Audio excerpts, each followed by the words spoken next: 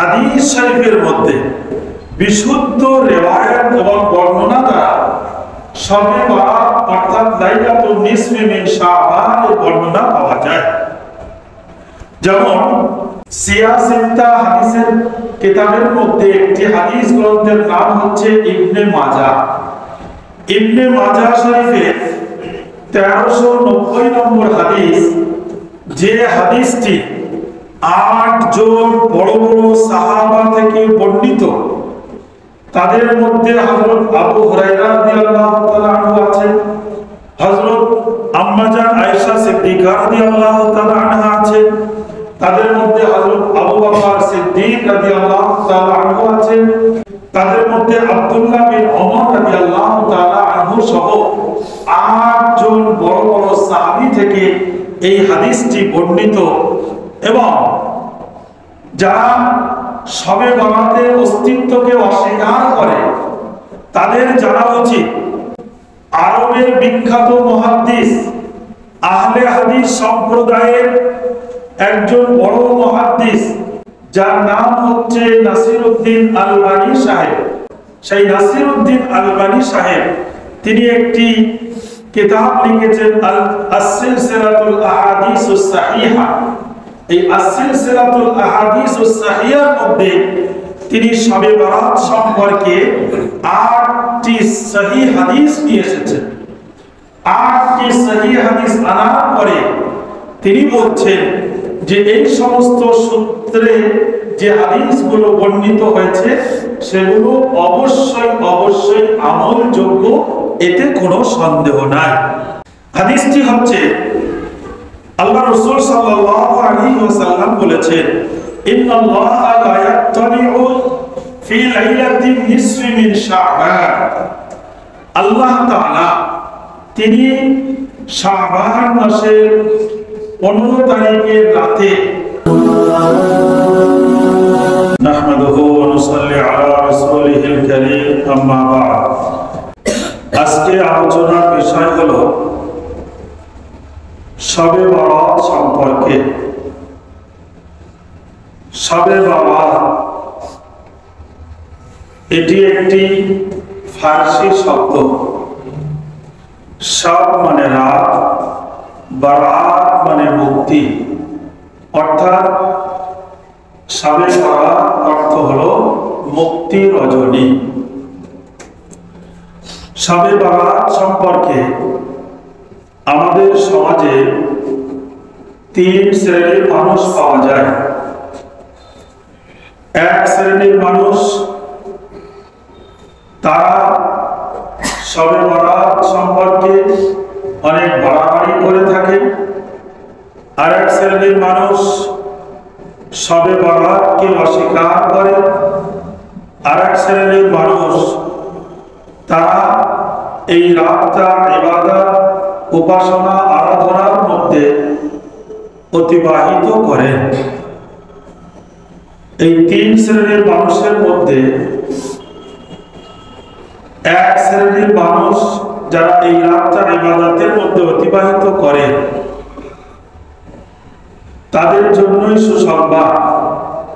শাবান মাস, এই যে মাসটা চলছে, এই মাসটাকে বলা হয় শাবান মাস। এই শাবান মাসের ফজিলত সম্পর্কে মুসলিম শরীফের 2777 নম্বর হাদিসে আম্মা জান আয়েশা সিদ্দিকা রাদিয়াল্লাহু তাআলা আনহা থেকে বর্ণিত। তিনি বলেন, মা রাআইতুহু আকসারা সিয়ামান মিনহু ফি শাবান। আমি প্রিয় নবী সাল্লাল্লাহু আলাইহি ওয়াসাল্লামকে রমজান মাস ছাড়া শাবান মাসে এত অধিক রোজা রাখতে অন্য মাসে দেখি নেই। অর্থাৎ রমজান মাসের পরে সবচাইতে বেশি রোজা রাখতেন এই শাবান মাসে। তাহলে এই হাদিস দ্বারা আমরা এটা জানতে পারলাম যে শাবান মাসে বেশি বেশি রোজা রাখা এটা নবীজির সুন্নাত। শাবান মাসে রোজা রাখা এর অন্যতম কারণ হলো যে সামনে রমজান মাস আসছে, সেই রমজান মাসের প্রস্তুতি স্বরূপ আমরা শাবান মাসে বেশি বেশি রোজা রাখবো, যেটা আমাদের নবী করিম সাল্লাল্লাহু আলাইহি ওয়াসাল্লাম তিনি রাখতেন। এক শ্রেণীর মানুষ বলতে থাকে শবে বরাত বলতে কোরআন হাদিসে কোনো অস্তিত্ব নাই। তাদের জানা উচিত যে শবে বরাত এটা হচ্ছে ফার্সি শব্দ। এই শবে বরাত শব্দটা কোরআন হাদিসে নাই ঠিকই, যেমন নামাজ, রোজা এই শব্দগুলি কোরআন হাদিসে কোথাও পাওয়া যাবে না। কোরআন হাদিস আরবি ভাষায়, আর নামাজ, রোজা, শবে বরাত এগুলো ফার্সি শব্দ। নামাজের আরবি হচ্ছে সালাত, রোজার আরবি হচ্ছে সিয়াম, আর শবে বরাতের আরবি হচ্ছে লাইলাতুন নিসফি মিন শাবান। তাহলে শবে বরাত শব্দটা ফার্সি শব্দ হওয়ার কারণে কোরআন হাদিসে শব্দটা নাই ঠিকই, কিন্তু এই শব্দের আরবি শব্দ লাইলাতুন নিসফি মিন শাবান, শাবান মাসের 15তম রজনীকে লাইলাতুন নিসফি মিন শাবান বলা হয়। যেটা আমাদের শব্দটা পরিচিত সেটা হচ্ছে শবে বরাত। তাহলে বোঝা গেল যে শবে বরাত এর আরবি শব্দ হচ্ছে লাইলাতুন নিসফি মিন শাবান। এই লাইলাতুন নিসফি মিন শাবান অর্থাৎ শবে বরাত সম্পর্কে কোরআন হাদিসে কি কোনো অস্তিত্ব আছে? কোরআনের মধ্যে শবে বরাতের অস্তিত্ব নেই, কিন্তু হাদিস শরীফের মধ্যে বিশুদ্ধ রিওয়ায়াত এবং বর্ণনা দ্বারা শবে বরাত অর্থাৎ লাইলাতুন নিসফি মিন শাবান এর বর্ণনা পাওয়া যায়। যেমন একটি হাদিস, সিয়াসিত্তা হাদিসের কিতাবের মধ্যে একটি হাদিস গ্রন্থের নাম হচ্ছে ইবনে মাজাহ। ইবনে মাজাহ শরীফের 1390 নম্বর হাদিস, যে হাদিসটি 8 জন বড় বড় সাহাবা থেকে বর্ণিত। তাদের মধ্যে হযরত আবু হুরায়রা রাদিয়াল্লাহু তাআলা আনহু আছেন, হযরত আম্মা জান আয়েশা সিদ্দিকা রাদিয়াল্লাহু তাআলা আনহা আছেন, তাদের মধ্যে হযরত আবু বকর সিদ্দিক রাদিয়াল্লাহু তাআলা আনহু আছেন, তাদের মধ্যে হযরত মুআজ বিন জাবাল রাদিয়াল্লাহু তাআলা আনহু আছেন, তাদের মধ্যে আব্দুল্লাহ বিন ওমর রাদিয়াল্লাহু তাআলা আনহু সহ 8 জন বড় বড় সাহাবী থেকে এই হাদিসটি বর্ণিত। এবং যারা শবে বরাতের অস্তিত্বকে অস্বীকার করে তাদের জানা উচিত আরবের বিখ্যাত মুহাদ্দিস, আহলে হাদিস সম্প্রদায়ের একজন বড় মুহাদ্দিস যার নাম হচ্ছে নাসিরউদ্দিন আলবানী সাহেব, যাকে আহলে হাদিস লা মাযহাবী ভাইরা এই 1400 শতাব্দীর অন্যতম একজন রিজাল শাস্ত্রের পণ্ডিত মনে করেন। সেই নাসিরউদ্দিন আলবানী সাহেব তিনি একটি কিতাব লিখেছেন আস-সিলসিলাতুল আহাদিসুস সাহিহা। এই আস-সিলসিলাতুল আহাদিসুস সাহিহার মধ্যে তিনি শবে বরাত সম্পর্কে 8টি সহিহ হাদিস নিয়ে এসেছেন। 8টি সহিহ হাদিস আনার পরে তিনি বলছেন যে এই সমস্ত সূত্রে যে হাদিসগুলো বর্ণিত হয়েছে সেগুলো অবশ্যই অবশ্যই আমলযোগ্য, এতে কোনো সন্দেহ নাই। তাহলে শেখ নাসিরউদ্দিন আলবানী সাহেবের তার গবেষণা অনুযায়ী আমরা এটা জানতে পারলাম যে লাইলাতুন নিসফি মিন শাবান অর্থাৎ শবে বরাত সম্পর্কে যে হাদিস বর্ণিত আছে, এই হাদিস অবশ্যই সনদের দিক থেকে মজবুত এবং কবি এবং আমলযোগ্য, অকাট্য, প্রমাণিত। হাদিসটি হচ্ছে আল্লাহ রাসূল সাল্লাল্লাহু আলাইহি ওয়াসাল্লাম বলেছেন, ইন্নাল্লাহা লা ইয়াত্তালিউ ফি লাইলাতিন নিসফি মিন শাবান। আল্লাহ তাআলা তিনি শাবান মাসের 15 তারিখের রাতে বান্দীদের উপর রহমতের দৃষ্টি অর্পণ করেন। শবে বরাতের রাতে অবশ্যই আল্লাহ তাআলা তার বান্দা বান্দীদের উপর রহমতের দৃষ্টি ফেরান। ফায়াগফিরু লিজামিই খালকিহি, আল্লাহ তাআলা তিনি তার সমস্ত মাখলুককে ক্ষমা করে দেন, সমস্ত মানুষদেরকে তিনি ক্ষমা করে দেন। ইল্লা লিলমুশরিকিন আও মুশাহিন, তবে দুই শ্রেণীর মানুষ যাদেরকে আল্লাহ ক্ষমা করেন না। এক নম্বর আও মুশরিকিন, যারা মুশরিক অর্থাৎ যারা আল্লাহর সাথে শিরিক করে, শিরিক করনে ওয়ালাদেরকে আল্লাহ তাআলা তিনি maaf করেন না। আল্লাহ তাআলা কোরআনুল কারীমের মধ্যে ঘোষণা দিয়েছেন, ইন্নাল্লাহা লা ইয়াগফিরু আন ইউশরাকা বিহি ওয়া ইয়াগফিরু মা দুনা যালিকা লিমান ইয়াশা। অবশ্যই আল্লাহ তাআলা তিনি শিরক ছাড়া অন্য গুনাহকে maaf করে দিতে পারেন, কিন্তু শিরকের গুনাহ এমন জঘন্য অপরাধ যে গুনাহটা বিনা তওবায় বিনা ক্ষমা চাওয়ায় আল্লাহ maaf করেন না। এই জন্য শবে বরাতের রাতে আল্লাহ তাআলা তার तमाम মাখলুককে ক্ষমা করে দেন। কেবলমাত্র যারা শিরক করে, যারা মুশরিক, তাদেরকে তিনি ক্ষমা করেন না, maaf করেন না। আও মুশাহিদিন, এবং যাদের অন্তরে হিংসা, বিদ্বেষ, কিনা, বুগজ আছে, তাদেরকে আল্লাহ তাআলা ক্ষমা করেন না, maaf করেন না। অর্থাৎ এই দুই শ্রেণীর মানুষ ছাড়া অন্যান্যদেরকে আল্লাহ ক্ষমা করে দেন, maaf করে দেন। বলুন সুবহানাল্লাহ। হাদিসটি সহিহ এবং হাদিসটি সনদ মজবুত, স্ট্রং এবং আমলযোগ্য। এই হাদিসে শেষ অংশে বলা হচ্ছে আও মুশাহিদিন। মুশাহিদ মানে কিনা, বুগজ, হিংসা, বিদ্বেষ পোষণকারীকে আল্লাহ ক্ষমা করেন। বিদ্বেষ পোষণকারী কি? বিদ্বেষ পোষণকারী বলা হয় কোন মানুষ অপর কোন মানুষের উপর রাগান্বিত হয়ে গেছে, গুসসা হয়ে গেছে, এবং তার মনে এটা নিয়ত আছে যে তাকে যদি সামনে পাই তাহলে তার বদনা নিয়ে নেব এবং তাকে আমি লজ্জিত করব, অপমানিত করব। এমন হিংসা, বিদ্বেষ যাদের মনে থাকবে তাদেরকে আল্লাহ তাআলা এই রাতে ক্ষমা করবেন না, maaf করবেন না। এখানে আরেকটি ধোঁকা খণ্ডন করা উচিত। আমাদের অনেক লামাযহাবী আহলে হাদিস ভাইরা যারা শবে বরাতের এই হাদিসকে অস্বীকার করে, যারা এই হাদিসকে গ্রহণযোগ্য মনে করে না, তারা বলে থাকে বুখারী শরীফের একটি হাদিস আছে, আল্লাহ তাআলা প্রত্যেক দিন রাতের শেষ অংশে দুনিয়ার আসমানে আসে এবং সেখান থেকে ঘোষণা দিতে থাকেন, আমার কোনো বান্দা বান্দি আছো যে আমি তোমাদেরকে, আমার কাছে ক্ষমা চাইবে, আমি তোমাদেরকে ক্ষমা করে দেব।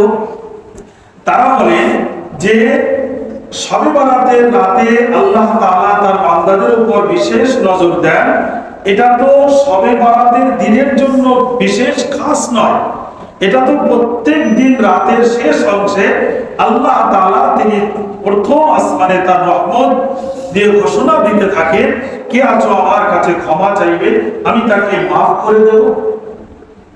এখন তাদের জানা উচিত বুখারী শরীফের এই হাদিসে বলা হয়েছে যে আল্লাহ তাআলা প্রত্যেক দিন রাতের শেষ অংশে তিনি দুনিয়ার আসমানে আসেন, কিন্তু শবে বরাতের যে হাদিসটা আমরা শুনলাম, এই হাদিসটা বলা হয়েছে শাবান মাসের 15 তারিখে মাগরিবের পর থেকে নিয়ে ফজর পর্যন্ত আল্লাহ তাআলা তিনি বান্দাদের প্রতি বিশেষ রহমতের দৃষ্টি দেন, যে দৃষ্টিতে তিনি বান্দাদেরকে ক্ষমা করে দেন, maaf করে দেন। সুবহানাল্লাহ।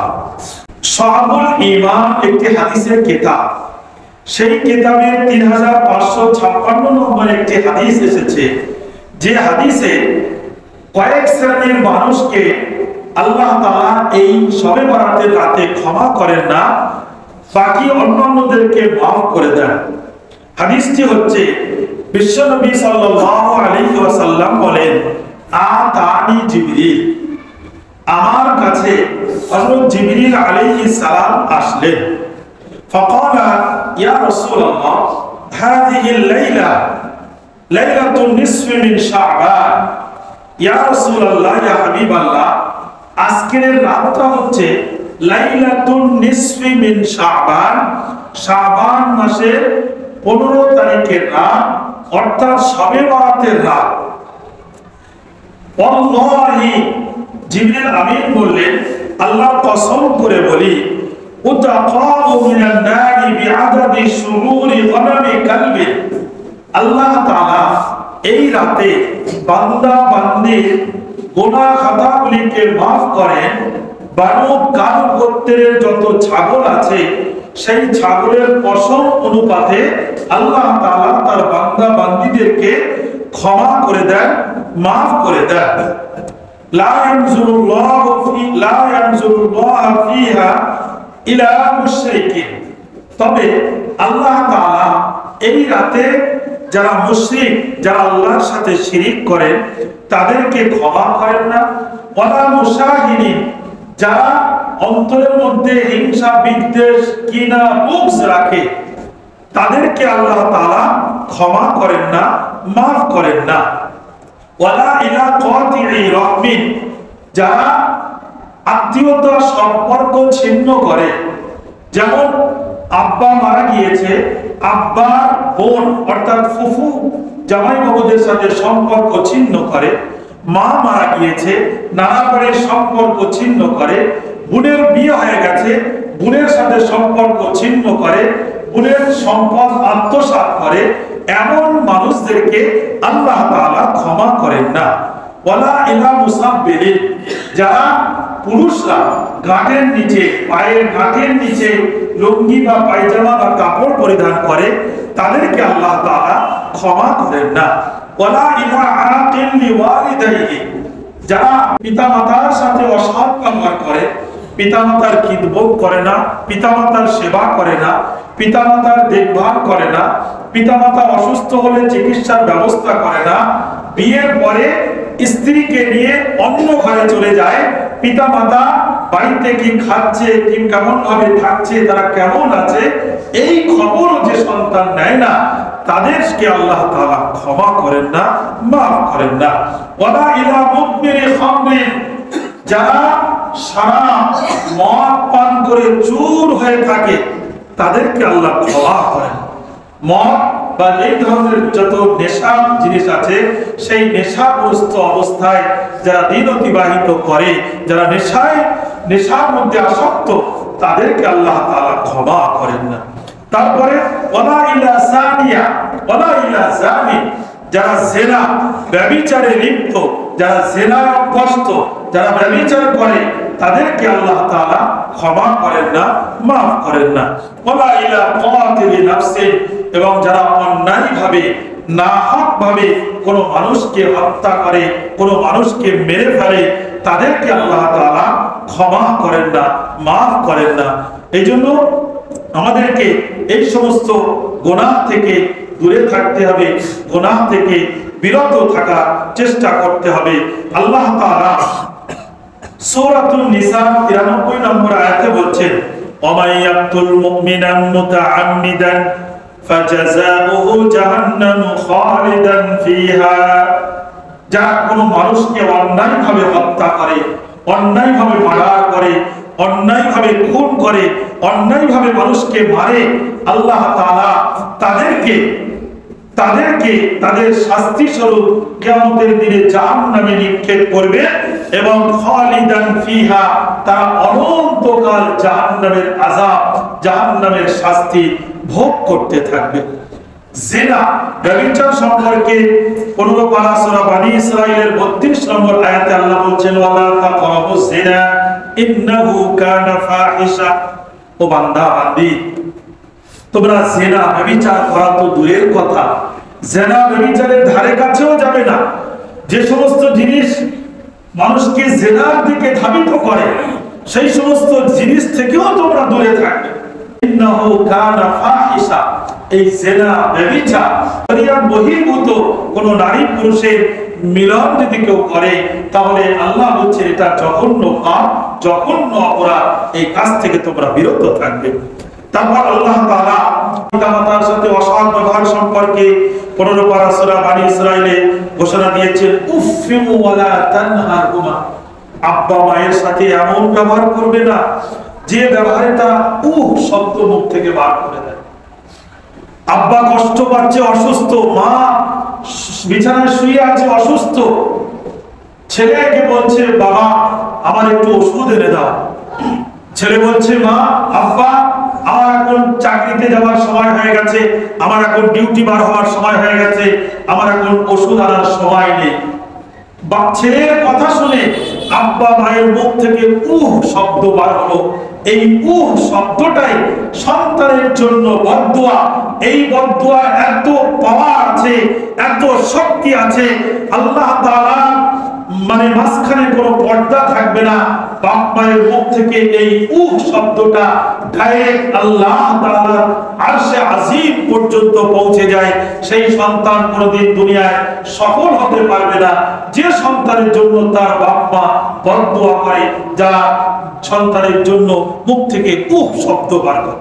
এই জন্য পিতামাতার খিদমত সেবা আমাদেরকে অবশ্যই করতে হবে।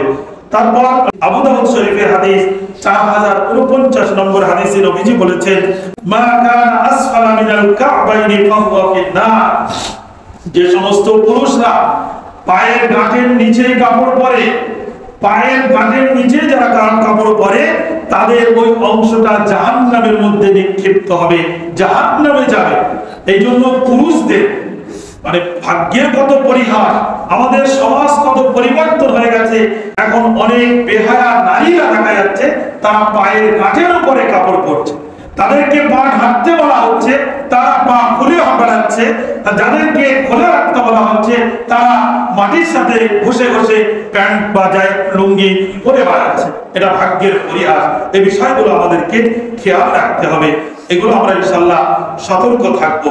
এবার আসুন শবে বরাতের কিছু বর্জনীয়, কিছু বাড়াবাড়ি যেগুলো আমাদেরকে বিশেষভাবে খেয়াল রাখতে হবে।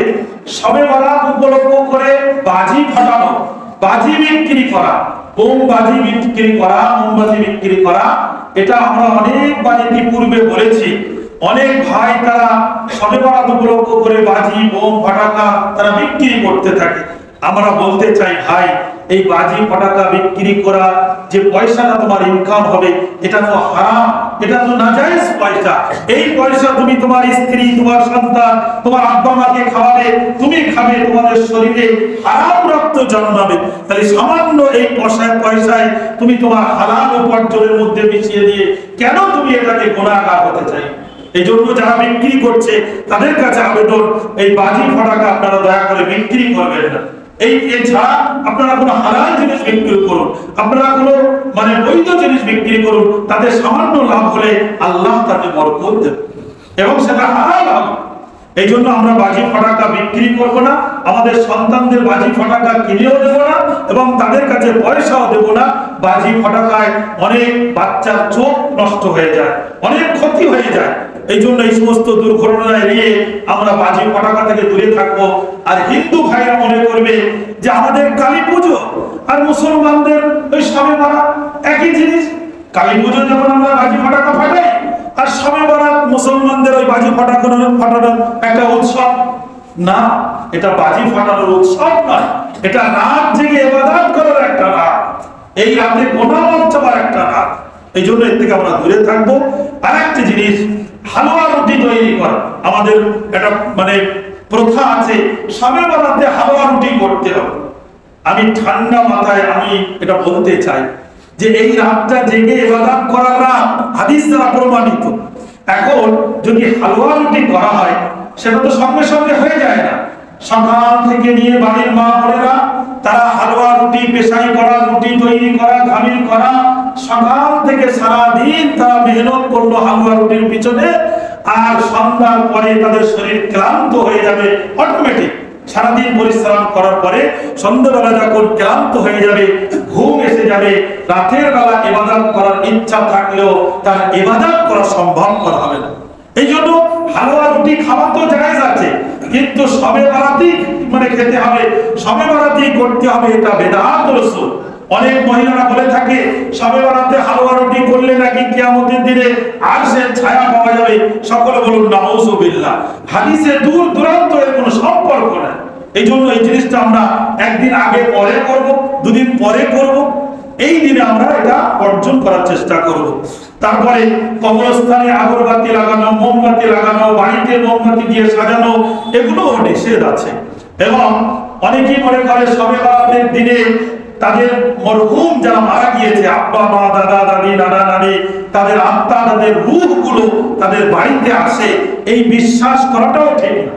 এই রাতে আমাদের করণীয় কি করব? এই রাতে এক নম্বর করণীয় হলো এই রাতে আমরা মাগরিবের নামাজ, এশার নামাজ, ফজরের নামাজ জামাতের সাথে আদায় করব। যদি এই রাতে কোনো ইবাদত আমরা করতে নাও পারি, যেন কোনো গুনাহ যেন না করে বসে। এই রাতে যদি কোনো ইবাদত নাও করতে পারি, এটা ফরজ নয়, এটা যদি আমরা ইবাদত করি নফল হিসাবে, এক্সট্রা হিসাবে আল্লাহ আমাদের সওয়াব দেবে। আর যদি আমরা ইবাদত নাও করি, কোনো গুনাহ হবে না। তবে ইবাদত না করতে পারলেও কোনো গুনাহ কাজ, কোনো বেদাত কাজ যেন আমরা না করি, এদিকে খেয়াল রাখতে হবে ইনশাআল্লাহ। এই রাতে আমরা বেশি বেশি তাওবা করব, আল্লাহর কাছে মাফি চাইব। এই রাতে নফল নামাজ আদায় করব, 2 রাকাত করে নফল নামাজ পড়ব, যত সম্ভব হবে তত পড়ব। 12 রাকাত তাহাজ্জুদ পড়ব, সালাতুত তাসবিহ নামাজ পড়ব। অনেকেই বলে থাকে এই রাতে 2 রাকাত নামাজ 100 বার পড়ব আল্লাহু আহাদ, এই সূরা ইখলাস দিয়ে পড়তে হবে, আপনার 7 বার সূরা আলাম তারা দিতে হবে, আলাম নাসরা দিতে হবে। এমন কোন নির্দিষ্ট নামাজের নিয়ম নেই যে সবে বরাতের রাতে এই নিয়মে, এই পদ্ধতিতে নামাজ পড়তে হবে, এমন কোন পদ্ধতি হাদিসে বর্ণিত নেই। আমরা যেমন নরমাল নামাজ পড়ি, সেই রকম নফল নামাজ এই রাতে আমরা আদায় করব ইনশাআল্লাহ। আর বেশি বেশি দোয়া করা, নিজের জন্য দোয়া করা, পরিবারের জন্য দোয়া করা, দেশের শান্তির জন্য দোয়া করা, গোটা বিশ্বের শান্তির জন্য দোয়া করা, বিশেষ করে ফিলিস্তিনের মুসলমানদের জন্য দোয়া করা, এগুলো আমরা চেষ্টা করব। আর পরের দিন অর্থাৎ রাতে ইবাদত করে পরের দিন রোজা রাখা, এটা মুস্তাহাব। 3টে রোজা রাখা, এটা হাদিস দ্বারা প্রমাণিত। আইয়ামে বীজের রোজা, প্রত্যেক চন্দ্র মাসের 13, 14, 15 এই 3 দিন রোজা রাখা, এটা সুন্নাহ। এই জন্য আমরা শবে বরাত উপলক্ষ করে এই মাসে বেশি বেশি রোজা রাখবো। যদি সম্ভব হয় তাহলে আমরা কমসে কম 3টে রাখবো, যদি 3টে না হয় 2টো না হয় 1টা রাখলেও চলবে। শনিবার, রবিবার, সোমবার ইনশাআল্লাহ আমরা রোজা রাখার চেষ্টা করব। আল্লাহ তাআলা আমাদের সকলকে আমল করার তৌফিক দান করুন, আমিন। ওয়া আখিরু দাওয়ানা আলহামদুলিল্লাহি রাব্বিল আলামিন। আসসালামু আলাইকুম ওয়া রাহমাতুল্লাহি ওয়া বারাকাতুহু।